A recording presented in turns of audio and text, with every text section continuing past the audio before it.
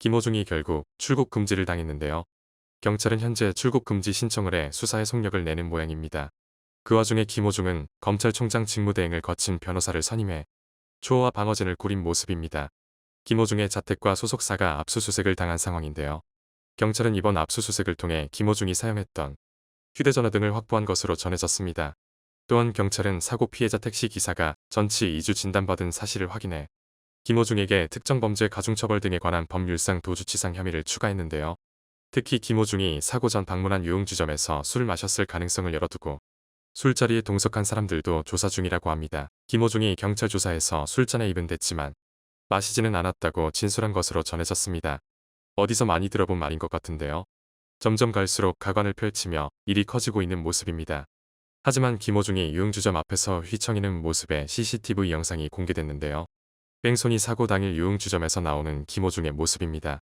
김호중은 휘청거리더니 대리기사가 대기하고 있는 검은색 승용차에 탑승했는데요. 일행의 배웅을 받으며 해당 차량을 타고 김호중은 귀가했습니다.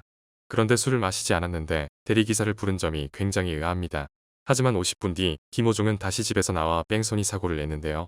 당시 김호중은 또 다른 술집으로 가고 있던 중이었다고 합니다. 현재 김호중이 사고 직후 현장에서 벗어나 누군가와 통화를 하고 있는 모습도 포착됐는데요. 김호중이 사고 직후 현장에서 200m 정도 떨어진 골목에서 어디론가 전화를 하는 모습이 담긴 CCTV 영상이 공개됐는데 차에서 내려 한 손은 주머니에 넣은 채 골목길을 서성이며 누군가와 통화 중인 모습이에요. 김호중 소속사 측은 당시 김호중이 공황장애 증상이 나타나 뒷수습을 하지 못했다고 주장했는데 소속사 측의 설명과는 달리 김호중은 다소 여유로워 보이는 모습입니다. 근데 김호중 대신 허위 자수를 했던 매니저의 정체가 전 매형이었다고 밝혀졌는데요.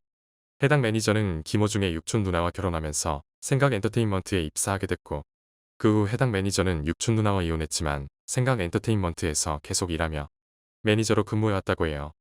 해당 매니저는 김호중이 사고를 낸 뒤 경찰서에서 자신이 운전을 했다고 허위 자수한 혐의를 받고 있는 상황인데요. 자수 당시 김호중의 옷을 입고 나오는 등 치밀하게 계획을 세우기도 했습니다. 특히 경찰은 김호중이 사고 당시 해당 매니저에게 음주운전을 하다 사고를 냈다며 경찰에 대신 출석해달라고 말하는 통화 녹취도 확인한 것으로 전해졌습니다. 생각엔터테인먼트 이광득 대표도 김호중의 육촌형인데요. 육촌 누나와 이혼한 전 매형이 매니저로 대신 자수를 하고 육촌형인 대표는 김호중의 공황장애를 빌미로 과잉 보호 중인 모습인데요. 파면 팔수록 계속 뭐가 나오고 있는데 이 사건의 끝은 어떻게 될지 귀추가 주목되네요.